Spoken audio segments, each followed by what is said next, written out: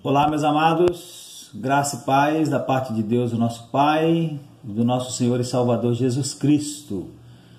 Hoje, meus irmãos, a nossa reflexão será baseada em Filipenses capítulo 4, os versículos 8 e 9, onde nós vamos pensar sobre pensamentos e atitudes saudáveis. Pensar sobre pensamentos e atitudes saudáveis.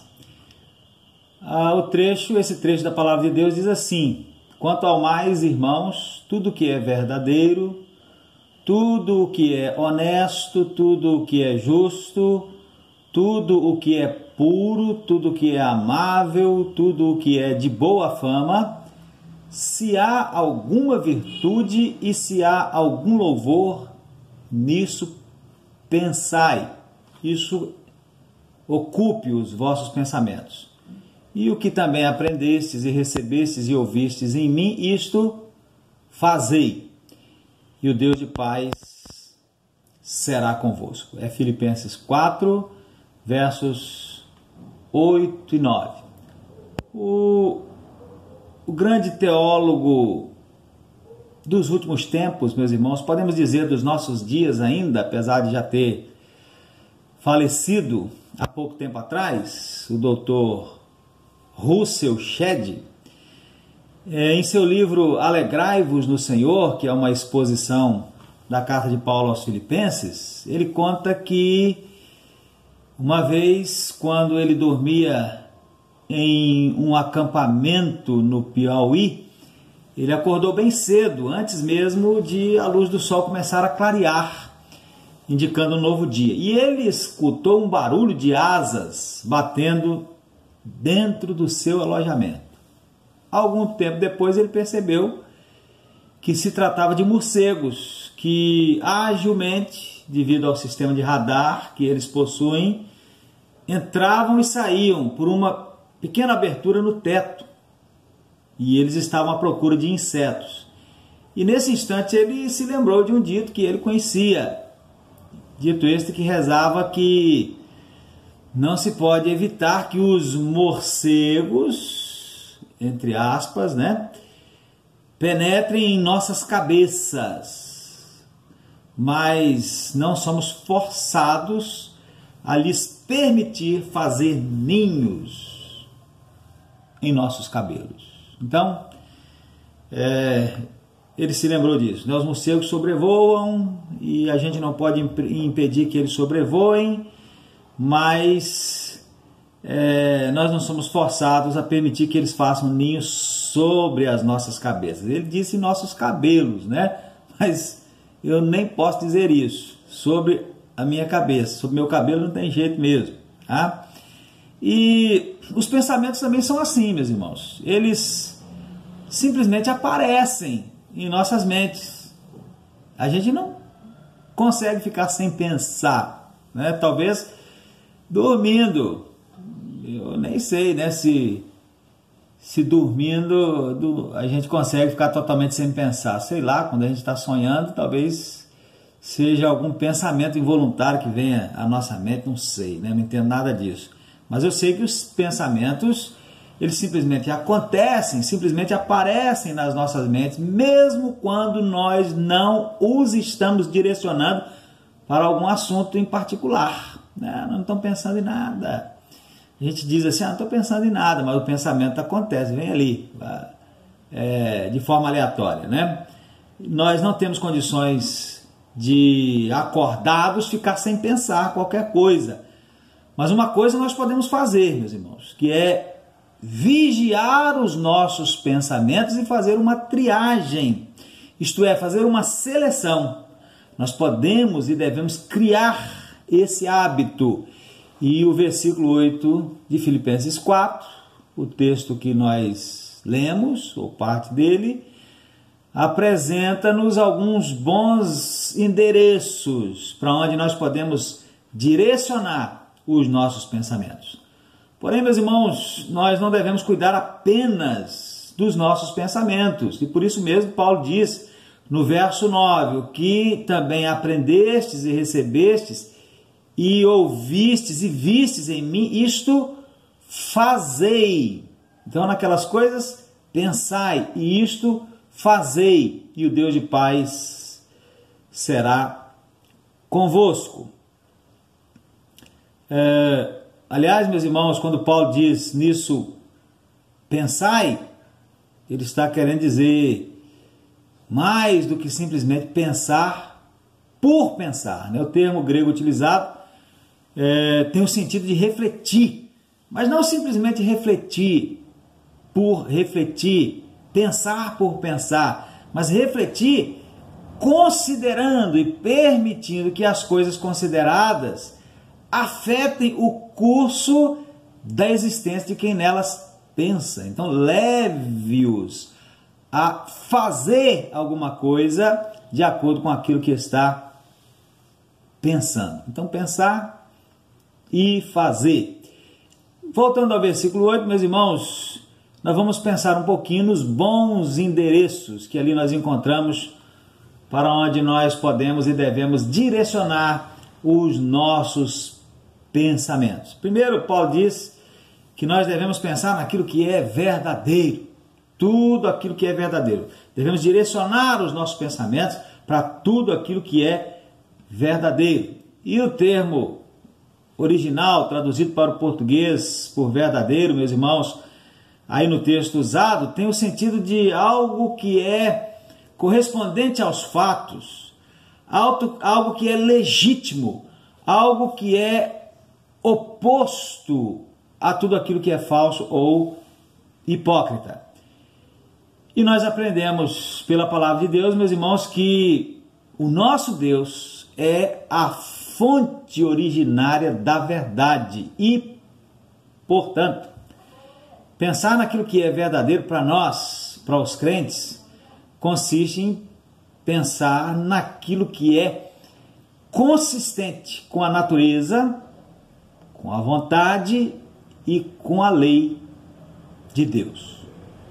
Partindo desse ponto de vista, nós então podemos dizer que não é simplesmente por ser verídico que algo deve ser objeto da nossa consideração. É certo que Paulo diz tudo que é verdadeiro, mas ele disse também que é preciso ser honesto ou respeitável, né? Puro, amável, de boa fama. Então não é simplesmente por ser verídico que algo deve ser objeto da nossa consideração, mas aquilo que é verdadeiro e é consistente com a natureza, a vontade e a lei daquele que é a fonte originária da verdade, que é o nosso Deus. Segundo, meus irmãos, Paulo diz que nós devemos pensar ou direcionar o nosso pensamento para aquilo que é honesto. Mais precisamente, uma tradução mais precisa, aquilo que é respeitável, né? Aquilo que é honroso, aquilo que é venerável, aquilo que é digno de um elevado reconhecimento. E esse endereço, meus irmãos, para onde o crente deve direcionar o seu pensamento é muito oportuno nos dias atuais, nos dias em que nós estamos vivendo. Dias esses em que constantemente nós somos bombardeados, a todo momento nós somos bombardeados por conversas, por livros, por artigos, programas de televisão e etc., que capturam os nossos pensamentos e quase que escravizam os nossos cérebros. Então nós precisamos ser sábios na escolha daquilo que nós vamos ler, precisamos ser sábios na escolha daquilo que vamos conversar, dos assuntos que vamos trazer para as nossas conversas, e precisamos ser sábios acerca daquilo que nós vamos ver na TV, aquilo que nós vamos ver de forma costumeira, né, para mantermos a nossa sobriedade ou a sobriedade das nossas considerações, dos nossos pensamentos, para mantermos as nossas mentes cheias de considerações dignas de elevado reconhecimento, considerações respeitáveis. E eu penso, meus irmãos, que nesse ponto muitos crentes, incluindo a mim, terão que fazer um esforço muito grande para se livrar de hábitos que não são nada saudáveis para os pensamentos, substituindo esses atos por outros mais veneráveis. Isso se nós quisermos cumprir, né, aquilo que diz aí a palavra do Senhor. Depois, meus irmãos, Paulo diz que devemos pensar em tudo aquilo que é justo, direcionar o nosso pensamento para tudo aquilo que é justo.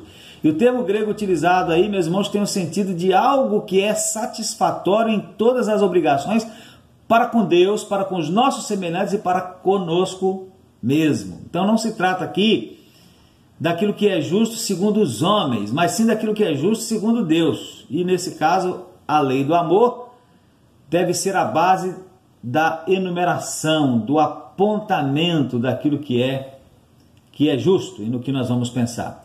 Paulo diz, meus irmãos, em Romanos 12, verso 2, que os irmãos não devem ficar agindo segundo a filosofia do mundo. Antes, ou pelo contrário, né? Devem buscar uma transformação pela renovação da mente, a fim de experimentarem a boa, perfeita e agradável vontade de Deus. No Antigo Testamento nós encontramos um bom exemplo de justiça segundo Deus. Trata-se, meus irmãos, da restituição do penhor a um homem pobre ao anoitecer, quando este penhor for a sua veste. Quando for a veste, tem que devolver ao anoitecer. Está escrito lá em Deuteronômio 24, versos 12 e 13. Porém, se for homem pobre, te não deitarás com o seu penhor. Em se pondo o sol, certamente lhe restituirás o penhor, para que durma na sua roupa e te abençoe. E isto te será justiça diante do Senhor teu Deus. Então, isso é justo diante de Deus, né? Então, essa justiça aí é aquilo que é algo satisfatório em todas as nossas obrigações para com Deus, diante de Deus, e não somente aquilo que é justo aos olhos humanos, né? Então, encher as nossas mentes com pensamentos de justiça, o que significa? Significa substituir os nossos pensamentos egocêntricos pelos pensamentos de Cristo. Depois, meus irmãos, a seguir, Paulo diz que nós devemos pensar naquilo que é puro. Direcionar a nossa mente, o nosso pensamento para tudo aquilo que é puro. E a palavra puro, irmãos, indica algo que não é contaminado, algo que não é poluído. E aqui ela é aplicada principalmente, né, no sentido moral e muito especialmente no que diz respeito à vida sexual, ao sexo.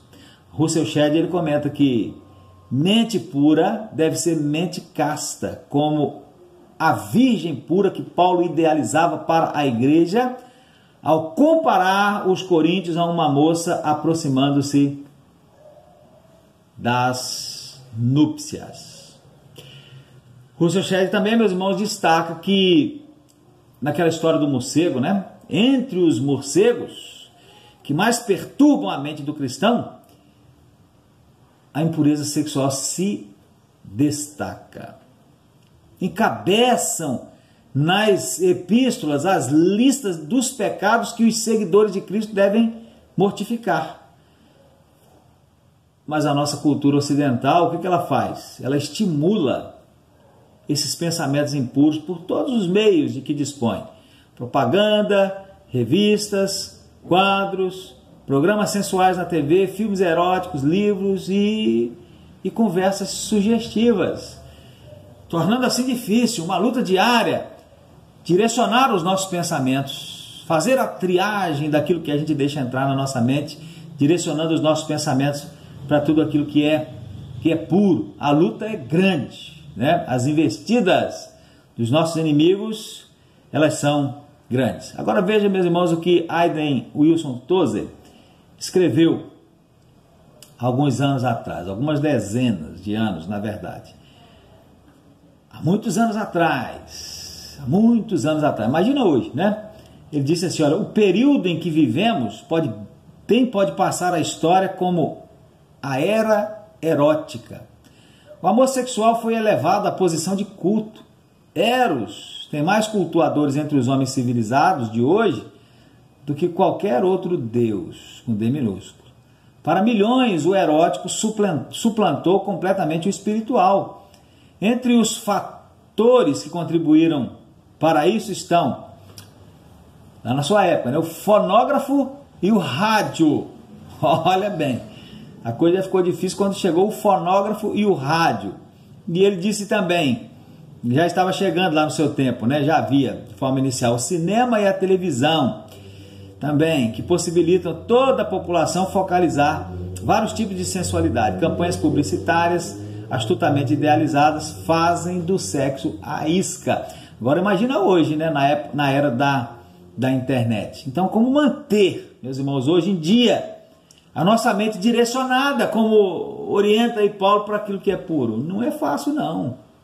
Exigirá muita disciplina, exigirá muita renúncia, exigirá muita luta, meus irmãos, e uma completa dependência do Espírito de Deus. Conforme disse o apóstolo Paulo, andai em espírito e não cumprireis as concupiscências da carne. Aí a seguir na lista, meus irmãos, vem tudo aquilo que é amável. Pensai naquilo que é amável, tudo aquilo que é amável, seja isso que ocupe o vosso pensamento. Agora, pensar em tudo que é amável, o que significa? Significa encher a nossa mente com aquilo que promove o amor, com aquilo que promove a união.